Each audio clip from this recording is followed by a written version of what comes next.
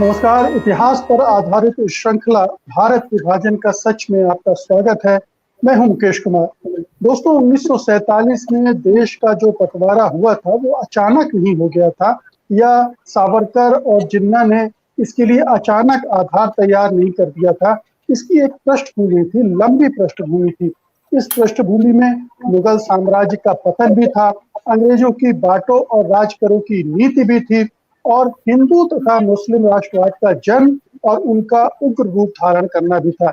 इसलिए इन सभी प्रवृत्तियों को समझकर ही हम भारत के विभाजन को भली भांति समझ सकते हैं।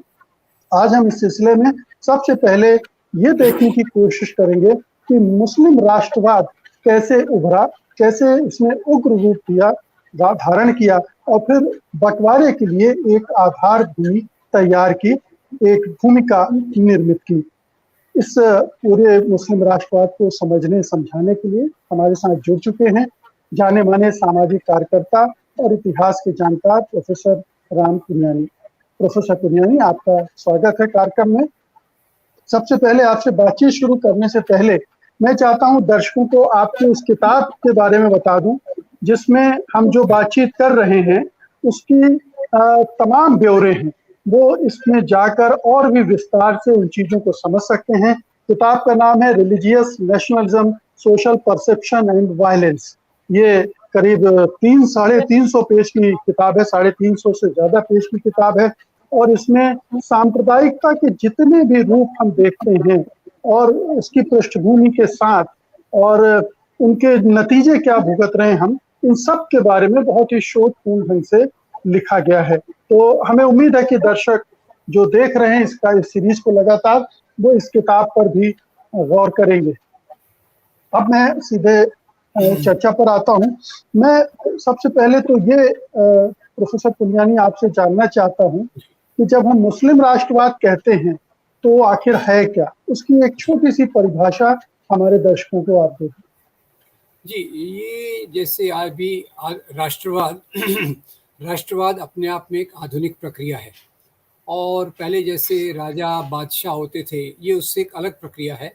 और ख़ास तौर से भारत में जब हम देखते हैं तो जैसे ही नए समाज की बनावट शुरू होती है, नए समाज की बनावट से मेरा तात्पर्य है नई शिक्षा, नई इंडस्ट्रीज़, मजदूर वर्ग का बनना, दलित औरतों के बीच में शिक्षा होना। तो यहाँ की जो राजा, नवाब, ज़मींदार, जागीरदार थे वो इससे एक थोड़ा-सा उन्हें खुद के बारे में अनिश्चितता लगी, इनसिक्योरिटी लगी, और इसलिए उन्होंने अपनी बातों को सामने रखने के लिए, अपने हितों को सामने रखने के लिए एक राष्ट्रवाद का चोला पहनाया। और ये राष्ट्रवाद का चोला अचानक नहीं आ गया। जैसे अभी आपने प्रस्तावना में कहा, शुरू में तो खैर ये बात हुई कि हम मुसलमानों के अधिकारों की रक्षा करना चाहते हैं। धीरे धीरे जाकर उसने 6-7 दशक के बाद एक राष्ट्रवाद का रूप लिया। और इसकी शुरुआत जो होती है, वैसे देखा जाए तो जैसे मैंने कहा, अंग्रेज़ी राज में, ब्रिटिश राज में ब्रिटिश हुकूमत का जो रवैया था मुस्लिम राष्ट्रवाद के समझने में, एक वो भी बड़ा ज़रूरी है। वो इसलिए है कि अगर आप देखें तो 1857 की क्रांति में हिंदू मुसलमान दोनों ने भाग लिया, पर ब्रिटिश ने इसके लिए मुसलमानों को जिम्मेदार ठहराया। ख़ास तौर से बहादुर शाह ज़फ़र इसके नेता थे, और बाद में उन्होंने मुसलमानों का एक बहुत बड़े तरीके पे उनको फांसी लगाई, सड़कों के किनारे रस्सी से झाड़ पर बांध दिया। ये एक प्रक्रिया हुई, और उसके बाद उनके प्रशासन में जो मुसलमान थे उनको रिक्रूट करना कम कर दिया। यानी उस समय नौकरियों का भी एक कंपटीशन था, जैसे आज है, आज से बहुत ज़्यादा उस समय था, नौकरियां कम थी। तो वो वहाँ से एक सर सैयद जो अपने आप में उनका दूसरा योगदान है, वो यहाँ से शुरुआत करते हैं। और उन्हें लगता है कि मुस्लिम समाज पिछड़ रहा है क्योंकि इसमें शिक्षा की कमी है। सर सैयद से मैं इसलिए समझना चाहता हूँ कि उनके खुद के जीवन में वो कैसे एक धर्मनिरपेक्ष नज़रिए से सांप्रदायिक नज़रिए पे आते हैं और मुस्लिम राष्ट्रवाद की एक आधारशिला वो जोड़ते हैं, ये समझना ज़रूरी है। तो कांग्रेस के बनने के पहले तक सर सैयद का जोर था कि मुसलमानों के लिए और बाकी लोगों के लिए भी शिक्षा का प्रावधान किया जाए। उसकी परिणति हमने अलीगढ़ मुस्लिम यूनिवर्सिटी के रूप में देखी। एक जगह उन्होंने कहा, आज के समय में मुल्क मुल्क ये मज़हब के आधार पे नहीं बनते, और उन्होंने कहा यहाँ के जो हिंदू, मुसलमान, सिख हैं वो एक ही कौम यानी नेशन है। ये उनका पहले का था। और उन्होंने तो यहाँ तक एक प्यारी बात कही थी कि यहाँ जो हिंदू और मुसलमान, वो एक सुंदर दुल्हन की दो आँखें हैं, ये यहाँ तक कही। अब क्या होता है, 1885 में कांग्रेस बनती है। 1885 में कांग्रेस बनने की पृष्ठभूमि में भी यही होता है कि जो नए वर्ग उभरते हैं वो अपने अधिकारों के लिए, दूसरी मांगों के लिए संगठन बनाते हैं, और उनकी परिणति 1885 में कांग्रेस के बनने में होती है। अब जी यहाँ प्रोफेसर पुनियानी, मैं यहाँ थोड़ा सा आपको रोक रहा हूँ। बहुत सारे इतिहासकार ये जो मुस्लिम राष्ट्रवाद है उसको, उसकी जड़ें 19वीं सदी में भी देखते हैं। मसलन ये कि जैसे ही मुगल साम्राज्य कमजोर पड़ने लगा, पतनोन्मुख हुआ, वैसे ही एक बेचैनी होने लगी। जो अपर कास्ट और अपर क्लास के मुस्लिम्स हैं, जिनकी उसमें हिस्सेदारी थी, उनके हाथ से वो चीजें फिसलने लगी। और उसी में जो उलेमा थे, उनको लगा कि ये इस्लाम के पतन की वजह से, इस्लाम को सही ढंग से स्थापित न करने की वजह से हो रहा है सब कुछ। और उन्होंने एक इस्लाम को, जैसे उसमें कुछ नाम आते हैं, शरीयतुल्लाह आते हैं, सैयद अहमद बरेलवी आते हैं, और ये सब 19वीं सदी के अंत और फिर 18वीं सदी के अंत और 19वीं सदी की शुरुआत में एक मूवमेंट इनका शुरू होता है जिसमें शरिया आ जाता है। शरियतुल्लाह तो बाकायदा वहाबी मूवमेंट लेकर आते हैं सऊदी अरब से। तो एक असुरक्षा का भाव जो उस समय के समाज में था, और अंग्रेजों के आने के बाद हिंदुओं की जो पैठ बढ़ गई थी, क्योंकि ब्रिटिश साम्राज्य जो बांटो और राज की नीति है, उसमें मुसलमानों से खासा खफा था 1857 के बाद खास तौर पर। तो उस वजह से भी उनके अंदर एक ये लगा कि अब हमें संगठित होना पड़ेगा, और यहाँ से एक राष्ट्रवादी सोच का, एक मुस्लिम राष्ट्रवादी सोच का जन्म होता है। जी तो देखिए, मैं भी तो 19वीं शताब्दी की बात कर रहा हूँ, और मैं खास तौर से इस बात पे ध्यान कर रहा हूँ कि जिस प्रक्रिया ने बाद में जाकर राजनीतिक रूप लिया, ये जो उलेमा वगैरह हैं, तो मैं आपको ये भी बताऊंगा कि बाद में ज़्यादातर उलेमा इस प्रक्रिया से दूर रहे, मुस्लिम राष्ट्रवाद की प्रक्रिया से दूर रहे, और उसमें मुस्लिम राष्ट्रवाद की प्रक्रिया में मुख्य भाग जो था वो यहाँ के जो नवाब थे और कुछ सलारियत शिक्षित वर्ग के लोग थे, उनके आधार पर शुरू होती है। तो आपकी बात सही है कि कुछ तबकों में बेचैनी थी, पर उसका क्रिस्टलाइजेशन, उसका ध्रुवीकरण एक राजनीति के रूप में नहीं होता। और वो जो होती है उसकी मुख्य शुरुआत सर सैयद अहमद के बाद में होती है। और 1885 में जब कांग्रेस बनती है तो कांग्रेस में दो बातें खास तौर से दिखती हैं। एक तो इसमें सभी धर्म के लोग रहते हैं, दूसरा इसमें जो ऊंच नीच उस समय प्रचलित थी, यानी कोई बढ़ाई है, कोई कुम्हार है, कोई चमार है, कोई तेली है और कोई सवर्ण है, उसका भेदभाव नहीं रखा गया। तो यहाँ से जो नवाबी वर्ग के और दूसरे वर्ग के लोग थे, उनको एक तकलीफ ये भी हुई, क्योंकि कांग्रेस की एक मांग थी कि आईसीएस की परीक्षा के केंद्र भारत में दिल्ली, बम्बई, कलकत्ता, मद्रास में खोले जाएं, और ये सबके लिए खुले रहेंगे। तो वहाँ से चल के एक सर सैयद अहमद के विचार बदलते हैं कि कांग्रेस तो सबको, नीचे लोगों को भी ऊपर लाना चाहती है, और वहाँ से फिर वो कहने लग गए कि हम मुसलमानों की सुरक्षा के लिए अलग से प्रावधान होना चाहिए। तो ये बात जब सर सैयद अहमद का मैं खास तौर से उदाहरण इसलिए देता हूँ कि उन्होंने एक तरफ तो शिक्षा के लिए बहुत जोर दिया, और दूसरी तरफ बाद में जाकर उन्होंने कि कांग्रेस तो केवल हिंदुओं की है। अब ये देखिए, ये एक बड़ी मज़ेदार बात है। कांग्रेस जिसने राष्ट्रीय आंदोलन का नेतृत्व किया, उसको मुस्लिम राष्ट्रवाद केवल हिंदू पार्टी के रूप में देखता था। ब्रिटिश साम्राज्य की नीतियाँ उन्हें हिंदुओं के प्रतिनिधि के रूप में देखती थी। ये अपने आप में एक सांप्रदायिक सोच का तरीका था। तो खैर, अब इसके बाद जो इसका मेन क्रिस्टलाइजेशन, इसका पास में आना चालू होता है, वो होता है 1906 में। 1906 में लॉर्ड मिंटो जो वाइसरॉय हैं, वो यहाँ के नवाबों और बाकी लोगों को आमंत्रण देते हैं शिमला में आकर उनसे मिलने के लिए, क्योंकि इसके पहले तो हम देख चुके हैं कि ये नवाब और राजाओं में अच्छी दोस्ती थी, जैसे भींगा के नरेश और ढाका के नवाब, इनकी अच्छी दोस्ती थी और राजनीतिक तौर पे ये अंग्रेज़ों के प्रति वफादार रहने की बात करते थे। अब 1906 से लॉर्ड मिंटो ने क्या किया, उन्होंने देखा कि अगर हमको यहाँ फूट डालो की राजनीति करना है तो उसके लिए धर्म ही सबसे एक केंद्रीय मुद्दा हो सकता है। भाषा, क्षेत्रीयता और अलग चीज़ों में उतना प्रभाव नहीं पड़ेगा।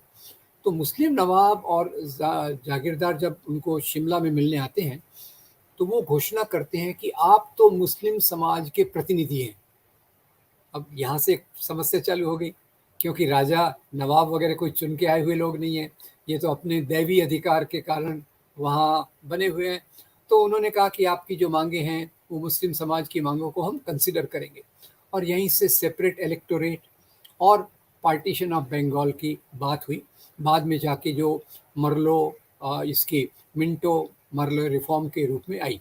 अब यहाँ से जब बात आई तो शुरू में ख्याल कीजिएगा, शुरू में इसमें केवल नवाब और जागीरदार थे, और इनके जो बाद में उभरने वाले बड़े लीडर थे, जिन्ना भी जब इंग्लैंड से आए तो पहले तो उन्होंने कांग्रेस ज्वाइन की, फिर 1913 में उन्होंने मुस्लिम लीग भी ज्वाइन की, क्योंकि उस समय जैसे दोहरी सदस्यता की कोई समस्या नहीं थी। लोग मुस्लिम लीग में भी रह सकते थे, साथ ही साथ कांग्रेस में रह सकते थे, हिंदू महासभा में रह सकते थे, साथ ही साथ कांग्रेस में रह सकते थे। तो खैर इसी के चलते वो तिलक और जिन्ना साहब का लखनऊ पैक्ट भी हुआ। तो लोकमान्य तिलक और इनका पैक्ट हुआ, उसमें भी सेपरेट इलेक्टोरेट को स्वीकार किया गया। और यहाँ से बाद में जिन्ना धीरे धीरे एक सांप्रदायिक भाषा को स्वीकार करने लग गए। और वो बेसिक थीसिस क्या थी कि मुस्लिम या माइनॉरिटी में है, हिंदू मेजॉरिटी में है, कांग्रेस हिंदू पार्टी है, तो जब अंग्रेज़ यहाँ से चले जाएंगे तो हम मुसलमानों के अस्तित्व को संकट आ जाएगा, हमारे अधिकार दब जाएंगे। इसीलिए जब वो 1928 में नेहरू कमेटी की आती है तो नेहरू कमेटी में भी वो यही बात कहते हैं कि हम मुसलमान 25% हैं, पर आप हमें 33% रिप्रेजेंटेशन दीजिए, ताकि हमारी मंजूरी के बगैर कोई प्रावधान को पास न किया जा सके, ऐसा उनका ये था। अब मोतीलाल नेहरू कमेटी ने उनकी कुछ मांगों को स्वीकार किया, फिर वो हिंदू सांप्रदायिक ताकतों के दबाव में वो पीछे चले गए। तो यहाँ से पहला जो मुस्लिम लीग के लीडर के रूप में जिन्ना उभरे, उनका थोड़ा सा निराशा उनकी चालू हो गई।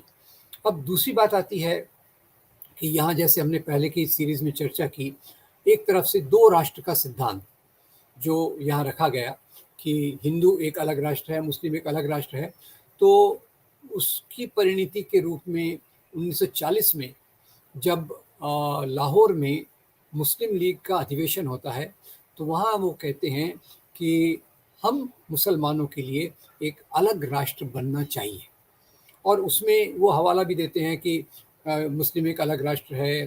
तो यहाँ जिन्ना साहब जो ख़ास तौर से सामाजिक मतभेद हैं, गरीबी अमीरी के बीच में, उनको सब भूल जाते हैं। और 1937 में, उसके पहले एक और घटना होती है, 1937 में जब ये चुनाव हार जाते हैं तो थोड़ा सा ये आम लोगों में, क्योंकि तब तक इनका जो बेस था वो नवाबों और इसमें था, 1937 के बाद ये शिक्षित वर्ग में और दूसरे लोगों में थोड़ा जाकर बातचीत करने लगते हैं, उनको अपनी तरफ लुभाने लगते हैं। और 1940 में ये प्रस्ताव जब होता है तो मैं एक बात खास तौर से कहना चाहता हूँ कि ये जब पाकिस्तान की मांग रखते हैं तो उसी के जवाब में यहाँ के जो मेजॉरिटी मुसलमान हैं, ये ख्याल रखिएगा, ख़ास तौर से अल्लाह बख्श का मैं उल्लेख करूँगा, देवबंद के मौलानाओं का उल्लेख करूँगा। तो अल्लाह बख्श एक कॉन्फ्रेंस बुलाते हैं और वो कहते हैं कि हम पार्टीशन की मांग का, पाकिस्तान की मांग का विरोध करते हैं, क्योंकि ये आम मुसलमानों के हित में नहीं है। तो खैर दोनों प्रकार के प्रवाह आ गए, पर ये इसके कारण जो मुस्लिम लीग की इस नीति के कारण और उसका जो प्रतिसाद सांप्रदायिक हिंदू सांप्रदायिकता ने दिया, उनका आधार जनाधार बढ़ने लग गया। और तीसरी बात एक जो और ख्याल रखना चाहिए, 1870 की जो आप बात कर रहे थे, 1870 तक ये बात सामने आ गई थी कि एक तरफ हिंदू सांप्रदायिक ताकतें जो संगठित नहीं थी, पर फिर भी वो बात कर रही थी कि यहाँ की भाषा हिंदी होना चाहिए, और धीरे धीरे वो नारा उपजा, हिंदी, हिंदू, हिंदुस्तान, उर्दू, मुस्लिम, पाकिस्तान, ये एक नारा निकला। और हिंदू सांप्रदायिकता ने गाय के मुद्दे को उठाया, और ये खैर चल के हुआ। तो ये हम बाद में देखेंगे कि हिंदू सांप्रदायिकता कैसे कंसोलिडेट हुई, कैसे क्रिस्टलाइज हुई। पर खैर, ये जहाँ तक मुस्लिम राष्ट्रवाद का सवाल है, इसका पहला स्वरूप 1940 में देखने को मिला, जबकि 1930 में चौधरी रहमत अली ने पाकिस्तान शब्द का कॉइन कर दिया था, और ये बात आगे चली। तो मुस्लिम राष्ट्रवाद में उनका मोटी समझ यही थी कि ये मुस्लिम मेजॉरिटी कंट्री होगी, और भारत का विभाजन ऐसा किया जाए कि मुस्लिम मेजॉरिटी प्रांत ये पाकिस्तान बन जाए, और बाकी यहाँ जो मिक्स्ड लोकेलिटी हैं वो भारत के रूप में अपने हिसाब से चलें। ये मुस्लिम राष्ट्रवाद के उदय की एक तो मोटे तौर पर आप ये कहते हैं कि सर सैयद अहमद खान जो थे, जिन्होंने अलीगढ़ मुस्लिम यूनिवर्सिटी की स्थापना भी की, उन्होंने पहली बार ठीक ढंग से मुस्लिम आइडेंटिटी को परिभाषित किया, मुस्लिम पॉलिटिक्स के लिए एक आधार तैयार किया, सैद्धांतिक आधार तैयार किया, और उसके बाद फिर वो पॉलिटिक्स एक शेप लेने लगती है। और 20वीं सदी की शुरुआत में बंगाल का विभाजन हो, मुस्लिम लीग की स्थापना हो, या अंग्रेजों द्वारा जो सुधार कार्यक्रम लाए गए, सुधार कार्यक्रमों के नाम पर जो सेपरेट इलेक्टोरेट की बात कही गई, वहां से एक विभाजन की तैयारी शुरू हो जाती है, और इसी से एक मुस्लिम राष्ट्रवाद खड़ा होने लगता है। ये मोटे तौर पर जिन्ना बात में आते हैं और पाकिस्तान की मांग को बुलंद कर देते हैं, जो कि पहले से मौजूद थी, लेकिन उसको बुलंद कर देते हैं। लेकिन ये जो मुस्लिम राष्ट्रवाद खड़ा हो रहा था, वो एक हिंदू राष्ट्रवाद के बरक्स खड़ा हो रहा था, यानी प्रतिक्रियावादी दोनों तरफ थे, दोनों एक दूसरे के खिलाफ कंपीट कर रहे थे, एक दूसरे से सीख रहे थे, एक दूसरे के मुकाबला करते हुए एक तरह का विश्वमन कर रहे थे, अलगाव के बीज बो रहे थे, और ये जाकर कल्मिनेशन हुआ उसका पार्टीशन में। तो ये अगर मुस्लिम राष्ट्रवाद की कौन खास चीजें कौन सी थी, जैसे आपने कहा कि एक उर्दू मुस्लिम ये आइडेंटिटी हो गया, एक कल्चर आइडेंटिटी भी बनाने की कोशिश की थी सर सैयद अहमद खान ने ही बनाने की कोशिश की थी। फिर इसमें ब्रिटिश की भी एक भूमिका थी। तो मैं चाहूंगा इस मामले में ब्रिटिश की भूमिका क्या रही, किस तरह से उन्होंने मुस्लिम राष्ट्रवाद को बढ़ाया, थोड़ा सा रोशनी इस पर भी डाल दें। जहाँ तक मेरी समझ है, मुझे लगता है कि इसमें प्राथमिक भूमिका ब्रिटिश की रही। जैसे मैंने आपको बताया, ये बिखरे बिखरे थे सब, ये विचारधारा बिखरी हुई थी, लोग बिखरे हुए थे, और उनको साथ में लाने का काम लॉर्ड मिंटो ने किया। और लॉर्ड मिंटो की एक बड़ी मज़ेदार बात मैं आपको बताना चाहता हूँ। लॉर्ड मिंटो ने जब शिमला में मुस्लिम नवाबों को और ज़मींदारों को बुलाया और कहा कि आप मुसलमानों के प्रतिनिधि हैं, और वहाँ से फिर बाद में जो मुस्लिम लीग बनने की प्रक्रिया को मजबूती मिलती है, तो उनकी पत्नी मिसेस मिंटो का जो एक पत्र है, वो पत्र कई जगह उद्धृत किया है। वो मिसेस मिंटो, लेडी मिंटो, खैर उनको मिसेस कहना गलत है, वो तो लॉर्ड की बीवी थी तो लेडी होगी। तो लेडी मिंटो ब्रिटिश सेक्रेटरी को लिखते हैं कि आज मेरे पति ने ऐसा काम किया है जिससे आपका एम्पायर यहाँ दशकों तक चलता रहेगा। तो जो आप ब्रिटिश की भूमिका कह रहे हैं, उसका सबसे अच्छा प्रतिबिंब तो लेडी मिंटो करती हैं अपने पत्र में, और ब्रिटिश की भूमिका बहुत रही। ख़ास तौर से जिन्ना के जो चारों तरफ लोग थे, ब्रिटिश ऑफिसर्स, वो भी उनको एनकरेज कर रहे थे कि यहाँ तो मुसलमानों पे अन्याय हो रहा है, आप अलग मुस्लिम राष्ट्र रहेंगे तो आपको ये रहेगा। और दूसरा देखिए कि ब्रिटिश ने कभी भी मुस्लिम लीग के खिलाफ या हिंदू महासभा आरएसएस के खिलाफ किसी प्रकार का आक्रामक कदम नहीं उठाया। और मुस्लिम लीग ने भी जो आज़ादी के आंदोलन की दिशा चल रही थी, भारतीय राष्ट्रवाद के आज़ादी का आंदोलन, उसमें भी उससे भी दोनों प्रकार की सांप्रदायिकता दूर रही। तो जिन्ना साहब ने या मुस्लिम लीग ने उस तरफ भी कोई कदम नहीं उठाया। तो ये उनका जो आप कह रहे हैं ब्रिटिश इस बारे में क्लियर थे, ब्रिटिश इस बारे में क्लियर थे कि जो सांप्रदायिक ताकतें हैं, यही हमारा गोल समाज में पूरा करेंगी। तो इसलिए हर एक मौके पर एक तो मुस्लिम लीग और इनके खिलाफ किसी प्रकार का कोई कदम नहीं उठाना, दूसरा उनको प्रेरित करना, प्रमोट करना, और तीसरा जब उनकी मांग आई तो उनको सिंपैथेटिकली लेना। अब मुस्लिम लीग उस समय पूरे मुसलमानों की प्रतिनिधि नहीं थी, और पर जब ये बात करते थे तो ये कहते थे कि भाई मुस्लिम लीग तो मांग कर रही है। और उसके पहले जो 1932 में मैकडोनल अवार्ड आया था, उसमें भी उन्होंने मुस्लिम लीग को मुसलमानों के प्रतिनिधि के रूप में लिया, मुसलमानों को सेपरेट इलेक्टोरेट दिए।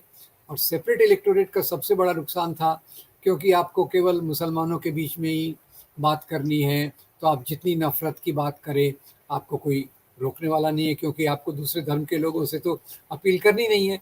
तो इस प्रकार से सांप्रदायिकता का एक उभार जो हुआ, उसमें ब्रिटिश जी रोल सबसे बड़ा है। जी। इसमें ये बताएं कि क्या ये जो मुस्लिम लीग थी या इस्लामी राष्ट्रवाद था, इसमें कट्टरता किस हद तक थी? क्या शरिया की बात करते थे? क्या जो महिलाओं के हुकूक हैं उनके बारे में किस तरह का रुख अख्तियार करते थे? या जो पीजेंट्री है उसके बारे में क्या सोचते थे? क्या ये एक कट्टर इस्लाम जो हम दुनिया में विभिन्न हिस्सों में देखते हैं, तालिबान उसका एक नया उदाहरण भी है, तो क्या उस तरह की चीजें थी इसमें, या केवल पाकिस्तान को लेकर कट्टरता थी, दूसरे मामलों में उतना कट्टर नहीं था? देखिए, इसमें दो चीज़ें देखना पड़ेगा। एक तो जिन्ना के खुद के मत, और दूसरा मुस्लिम लीग की मेजॉरिटी, उसमें थोड़ा फ़र्क है। जिन्ना क्योंकि एक उनके विचार थोड़े अलग थे, पर उस समय उसकी कोई ज़रूरत भी नहीं पड़ी। पर एक बात निश्चित है कि समाज के कमज़ोर तबके, जिसको ये तेली तंबोली कह के करते थे, वो उनका मुस्लिम लीग से कोई लेना नहीं था। गरीब मुसलमानों का मुस्लिम लीग से कोई लेना नहीं था। और जहाँ तक मेरा अंदाज़ है, मुस्लिम लीग की लीडरशिप में कोई महिला नहीं थी। शुरुआत में अगर आप देखें तो ये निश्चित रूप से पूरा एक्सक्लूसिवली मेल, जैसे आरएसएस एक्सक्लूसिवली मेल ऑर्गेनाइजेशन है। मुस्लिम लीग कभी मेरे अंदाज से अगर होगी कोई तो एक एक्सेप्शन के रूप में होगी। ज़्यादातर महिलाओं के सवालों को नहीं लिया जाता, और ये उस जिसको आप मुस्लिम कट्टरता कहते हैं, ये उससे मिलते जुलते हैं, उसका जो अंदर बना हुआ था। इसलिए आप देखिए कि जिन्ना की मृत्यु के बाद तुरंत वो विचार हावी हो गए। वो अचानक तो नहीं आ गए, वो तो मुस्लिम लीग में दबे हुए थे। वो तो केवल इंतज़ार कर रहे थे कि कब जिन्ना साहब नहीं रहते और कब हम अपने चीज़ों को देते हैं। और उसकी परिणति तो ज़िया उल हक के रेजिम में देखी, जब उन्होंने खुले तौर से मौलाना से कोलैबोरेट किया, हुदूद ऑर्डिनेंस लाया, महिलाओं के अधिकारों को बिल्कुल नेस्त नाबूद कर दिया, और आम लोगों की जो डेमोक्रेसी और दूसरी चीज़ों को पूरी तरह से ख़त्म कर दिया। तो एक एलिमेंट्री रूप में जिसे हम कह सकते हैं मुस्लिम कट्टरता, फंडामेंटलिज्म, उसका एक बड़ा प्रभाव मुस्लिम लीग की विचारधारा में था। उसको मेरे ख्याल से जिन्ना साहब के कारण वो उतना सामने नहीं आई, पर मुस्लिम लीग एक संगठन के रूप में उन्हीं विचारों पर थी जिसको हम मूल तत्ववादी, फंडामेंटलिस्ट या कम्युनल कह सकते हैं। और वो जी। उसी का एक बड़ा रूप आज के मुस्लिम कट्टरता में दिखता है। मेरे एक अंतिम सवाल है इससे जुड़ा हुआ, जी। क्या ये जो मुस्लिम राष्ट्रवाद है वो एक तरह के डिफेंस में पैदा हुआ कि बहुसंख्यक हिंदू समाज है, अंग्रेज हैं जो उनका पक्ष ले रहे हैं और हमारा क्या होगा, तो ये डर पैदा हुआ या डर दिखाया गया? क्योंकि राष्ट्रवाद दोनों तरह से खड़ा होता है, डर पैदा करके भी और डर होता भी है, वास्तविक डर भी होते हैं। तो ये क्या डर की वजह से था, अपने डिफेंस में खड़ा हुआ और फिर एक प्रतिक्रिया में बढ़ता गया दूसरे राष्ट्रवाद के चक्कर में, या फिर ये एक पावर स्ट्रगल था अपर कास्ट और अपर क्लास का जिसने इसको इस्तेमाल किया अपने हक में? देखिए, इसमें ये बहुत महत्वपूर्ण सवाल है। पहले तो मैं ये कहना चाहूँगा कि दोनों सांप्रदायिकता दूसरी सांप्रदायिकता को दोष देती हैं, क्योंकि वो हैं इसलिए हम हैं। तो इसमें मेरे हिसाब से ये समांतर प्रतिक्रियाएं हैं, दे आर पैरेलल प्रोसेसेस। और पैरेलल प्रोसेसेस में भी मुख्य बात यह है कि जब वो समाज के कमज़ोर तबकों को, जैसे मैंने आपको बताया, कांग्रेस ने इसमें सैद्धांतिक रूप से कोई नहीं रखा कि कोई भी व्यक्ति आ सकता है, वो मजदूर होगा, वो दस्तकार होगा, आ सकता है। जबकि सर सैयद को उसी समय लगा कि ये कैसे आ सकते हैं, इसमें कई हिंदुत्ववादी नेताओं ने भी कहा कि ये तेली तंबोली पार्लियामेंट में जाके क्या करेंगे, सर सैयद की भाषा और इनकी भाषा में कोई फ़र्क नहीं है। तो मुझे लगता है कि ये डिफेंसिव जो था वो दूसरी सांप्रदायिकता के प्रतिद्वंद्विता में था, डिफेंसिव के बदले प्रतिद्वंदी था, और उनका जो डिफेंस था वो उभरते हुए बराबरी के मूल्यों के खिलाफ था। जो राष्ट्रीय आंदोलन बराबरी के मूल्यों को जगह दे रहा था, स्त्रियों को सामने लाने की बात कर रहा था, दस्तकार, गरीब, किसान, महिलाओं को लाने की बात कर रहा था, मुख्य रूप से ये जो भी फंडामेंटलिज्म, कम्युनलिज्म होता है उसकी प्रतिक्रिया के रूप में ऊपर आता है, और पर दिखाने के लिए बोलता है कि वो दूसरी सांप्रदायिकता है, इसलिए हमको भी इस प्रकार का चाहिए। पर मुस्लिम लीग के बारे में एक थोड़ी सी बात सच है, थोड़ी सी बात, उसको भी हमको इग्नोर नहीं करना चाहिए कि 1857 के बाद अंग्रेज़ों ने मुस्लिमों पर दमन बहुत किया, और वो उसको हम भुला नहीं सकते। वो एक, और उन्होंने रिक्रूटमेंट पॉलिसीज़ में भी मुसलमानों को नौकरियों से दूर रखा। ये एक थोड़ी सी बात थी, पर वो भी ब्रिटिश पॉलिसी के कारण थी। उसमें हिंदू सांप्रदायिक लोगों का कोई रोल नहीं था कि भाई हिंदू सांप्रदायिकता से डर के वो कर रहे हैं। तो इसलिए सर सैयद ने मुख्य रूप से ब्रिटिश को एड्रेस किया। वो ऐसी कोई चीज़ नहीं करना चाहते थे जिससे ब्रिटिश नाराज़ हों, क्योंकि एजुकेशन बढ़ाना है, ब्रिटिश एडमिनिस्ट्रेशन में नौकरियां प्राप्त करना है, इसलिए उनका एजेंडा बहुत क्लियर है।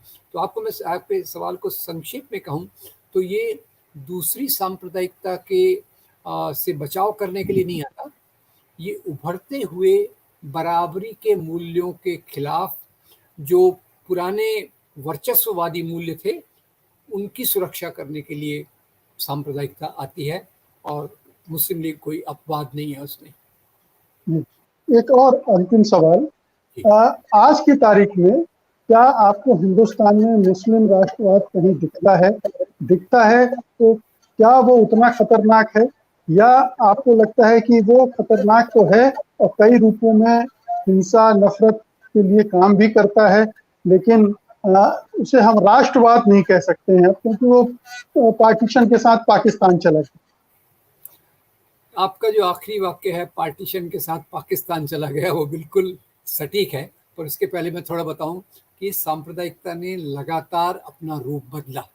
मुस्लिम समाज में भी सांप्रदायिकता है, तो इसलिए नेहरू ने 1950 के दशक में कह दिया था कि दोनों प्रकार की सांप्रदायिकता खतरनाक है, पर जो मेजॉरिटी कम्युनिटी की सांप्रदायिकता है वो राष्ट्रवाद के रूप में आती है, और जो माइनॉरिटी कम्युनिटी की सांप्रदायिकता है वो अलगाववाद के रूप में आती है।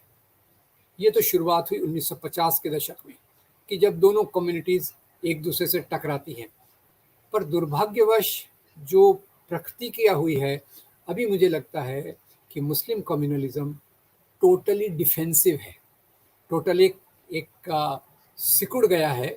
और आप पहले जैसे सांप्रदायिकता को कहा जाए तो हिंदू मुसलमान के बीच में झगड़े, अभी मैं ऐसा नहीं कहूँगा। अभी ये मुस्लिम समाज पे, क्रिश्चियन समाज पे एक प्रकार का आक्रमण है, क्योंकि आज़ादी के पहले दोनों तरफ से चलता था, दोनों लोग एक दूसरे को भड़कते थे। अभी ये जो घेटोइजेशन का अंग्रेजी शब्द है, उसका हिंदी बहुत अच्छा कोई शब्द नहीं है, सीमितीकरण, मोहल्लाकरण, आप जो भी कहें, ये घेटोइजेशन की प्रक्रिया और मुस्लिम इनसिक्योरिटी, ये बहुत बड़ा फिनोमिनन है। इसलिए मुस्लिम सांप्रदायिकता उस रूप में नहीं है। पर हाँ, मुस्लिम ऑर्थोडॉक्सी, दकियानुसीपन, वो ऐसी डिफेंसिव सिचुएशन में बढ़ता है।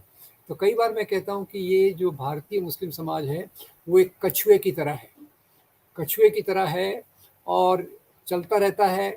जैसे उसको डर लगता है अपना सिर कवच के अंदर दबा लेता है, और जब वो कवच के अंदर दब जाता है वो सुरक्षित तो महसूस करता है, पर वो आगे प्रगति नहीं कर सकता।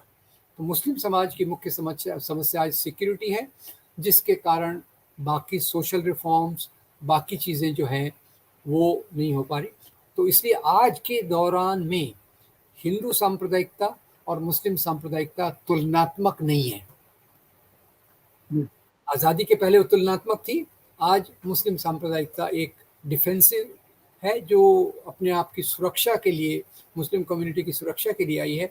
और इसलिए अगर आप देखें जो इंडियन यूनियन मुस्लिम लीग केरला की जो अजमल की पार्टी इधर आसाम में है, और ये ज़्यादातर वहाँ के मुस्लिम लोगों के अधिकारों का बचाव करने के लिए ही ज़्यादा उनका कोशिश है। वो खुद होकर आक्रमण करें, खुद होकर सांप्रदायिक मुद्दों को उठाए, ऐसा ज़्यादा देखने को नहीं मिलेगा। पर एक बात मैं फिर भी कहूँगा कि उसमें दकियानुसीपन, ऑर्थोडॉक्सी ऐसे समाज में ज़्यादा बढ़ता है। प्रगतिशीलता उसी समाज में आता है जो अपने आप को सुरक्षित महसूस होता है, और जहाँ जी, इस प्रकार का डर होता है वहाँ प्रगतिशीलता के आने का चांस, उम्मीद कम हो जाती है। बहुत बहुत शुक्रिया प्रोफेसर पुनियानी, आपने बड़े अच्छे से इस्लामी राष्ट्रवाद को, मुस्लिम राष्ट्रवाद को परिभाषित किया, उसके रूप कैसे बदले हैं और आज किस रूप में हमारे सामने है, वो कितना बड़ा खतरा है या नहीं है, इसको बहुत ही अच्छे से एक्सप्लेन किया। आपका बहुत बहुत शुक्रिया। और हम अपने दर्शकों का भी शुक्रिया अदा करते हैं, लेकिन उसके पहले दो निवेदन भी कि अगर आपको लगता है कि इस एपिसोड के जरिए आपकी समझ को कुछ विस्तार मिला है मुस्लिम साइकी को समझने में, मुस्लिम राष्ट्रवाद को समझने में, मुस्लिम समाज की प्रतिक्रिया को समझने में, तो आप अपनी प्रतिक्रिया जरूर कमेंट बॉक्स में दर्ज कराएं और इस वीडियो को बड़े पैमाने पर शेयर भी करें। बहुत बहुत शुक्रिया आप सभी का। नमस्कार। सत्य हिंदी का ऐप डाउनलोड करें गूगल प्ले स्टोर पर।